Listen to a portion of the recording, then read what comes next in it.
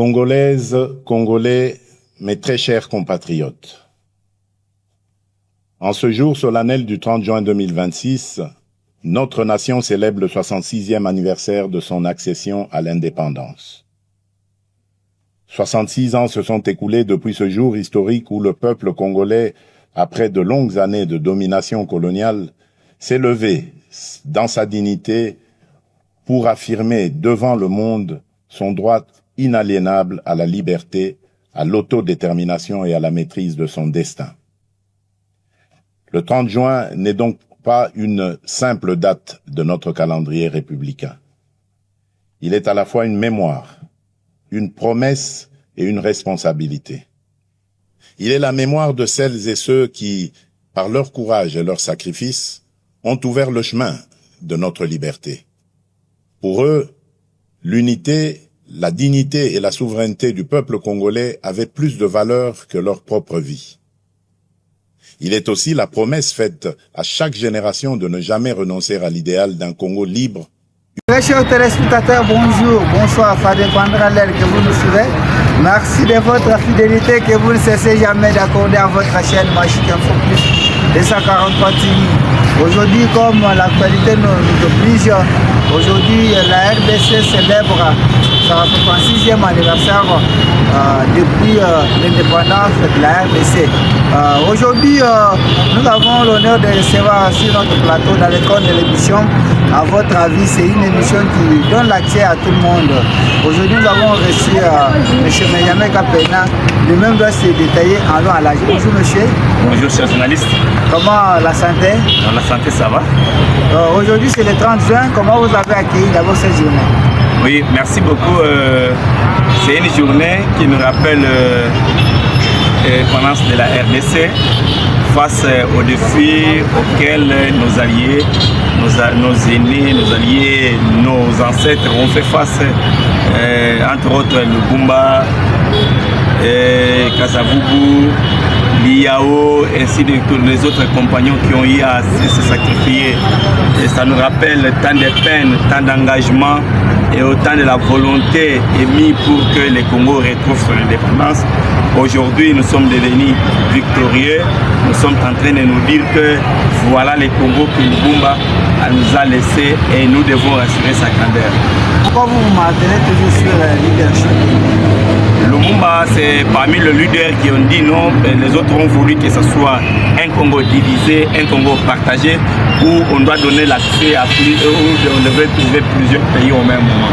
Mais Lumumba a dit, nous voulons un Congo uni et indivisible. C'est pourquoi Lumumba s'était engagé, il a donné même jusqu'au sacrifice, il s'est donné jusqu'au sacrifice suprême pour que nous ayons un Congo que nous avions aujourd'hui, que nous ayons l'indépendance totale que Lumumba voudrait. Contrairement aux autres leaders qui s'étaient engagés dans les mêmes combats, mais Lumumba c'est un numéro 1 qui s'était engagé, qui a donné son âme pour le Congo, auquel aujourd'hui nous disons c'est le destin brisé du Congo. Le destin brisé du Congo, cette émission commence très bien. Derrière la caméra, nous avons le jeune qui monte en puissance. Lui, c'est Sami Bakako, c'est de lui qui assure ou qui nous aide avec la prise des images. Il est même un technicien qui monte en puissance. Dans le cadre de cette émission, à votre avis, aujourd'hui c'est la 66e anniversaire de la RDC depuis que la RDC a eu son indépendance depuis le 30 juin 1960. Quel est le lieu que vous avez vous établi par rapport à la 65e anniversaire? Aujourd'hui, nous sommes à la 66e. Oui, merci beaucoup. Il y a eu des avancées démocratiques dans notre pays depuis 1960 jusqu'au jour où je vous parle. Nous avons connu qu'une seule alternance démocratique et pacifique civilisée du pouvoir en 2018 entre le président sortant et le président entrant. Nous voulons que ces acquis démocratiques soient des coutumes dans notre pays, que ça soit pérennisé, que tout le monde puisse comprendre que plutôt que nous sommes dans un pays démocratique. Nous devons faire tout pour que la démocratie et le respect des textes soient des coutumes et soient des rigueurs dans notre pays, que tout le monde se fait appliquant des lois ou suivant des lois dans notre pays. Ça c'est du côté positif. Du côté autre positif, c'est par rapport à la population. La population qu'on avait cette fois-là, 1960, enlevée. Aujourd'hui, nous sommes plus de 120 millions d'habitants. Aujourd'hui, nous devons assurer la grandeur. Voilà la mission que nous a léguée. C'est la mission du Congo. Le Congo est grand, mais c'est à nous. Les petits-fils, c'est à nous, les futures générations, c'est à nous, les peuples congolais, c'est à nous, les dignes fils du pays, et pour faire à ce que ce pays soit grand et que ce pays mérite tous les éloges qu'il fallait, et à son regard. On est à son regard. On a aussi sur les plans négatifs, il y a beaucoup de recul, parce que si vous voyez aujourd'hui, nous sommes en train de reculer parce que tout ce que les Belges ont eu à construire pendant l'indépendance ou avant l'indépendance, nous avons détruit. Nous n'avons pas l'habitude de conserver les patrimoines communs ou les patrimoines que l'État congolais nous met à notre disposition, nous en tant que peuple, nous en tant que population. Nous devons avoir ces habitudes de protéger les patrimoines communs et que les Belges nous ont laissé, nous ont légué. Ce n'est pas un cadeau en fait, c'est nos choses, c'est nos biens, les meubles, les routes, quels que soient les endroits historiques. Nous devons savoir comment protéger ça parce que ça nous appartient, ça appartient à nos générations futures, ça appartient à nos fils, ça appartient à nous, ça nous appartient nous en tant que Congolais, en tant que peuple. Nous devons. Du côté culturel, nous voyons que nos valeurs culturelles, nous sommes en train de voir d'aller à la mondialisation pour oublier nos valeurs culturelles. C'est aussi très important. Vraiment. Les Belges nous ont laissé avec notre culture. Quand ils sont venus au pays, ils ont trouvé avec notre propre culture. Malgré notre diversité aujourd'hui, 450 ethnies, nous sommes à 450 ethnies, nous sommes à 450 cultures. Oui, oui. Et nous devons aussi protéger ça comme culture et comme les savoir-vivre ensemble, la cohésion sociale. Cela fera à ce que l'unité nationale soit conservée à travers nos cultures, à travers nos langues, et aussi à travers les relations de bon voisinage, de bien vivre ensemble en tant que Congolais. L'unité l'a fait de nous, la diversité et l'unité fait de nous un peuple à part, un peuple unique au monde qui vit ensemble avec 450 ethnies. Nulle part au monde, mais nous sommes un peuple qui s'y est avoué et qui est appelé à vivre ensemble pour que le pays soit assuré, que le développement soit assuré dans la vie. Vraiment, merci beaucoup, président Frédéric Bomale-Boutinier, président Yannick depuis France, sentez-vous à l'aise. Quel message fort ou l'interpellation ou les recommandations que vous formulez à l'endroit des dirigeants, à l'endroit des dirigés et aussi à l'endroit des peuples congolais en général? Nous commençons avec les gouvernants. Les gouvernants doivent tirer modèle de ceux-là qui se sont battus cohérents pour que nous ayons l'indépendance. Les martyrs de l'indépendance, Patrice Emery Lumumba, Léo et les autres, se sont battus cohérents pour que nous ayons cette indépendance. Le pays nous a été légué et que nous devons suivre les pas de ceux-là qui ont milité avant.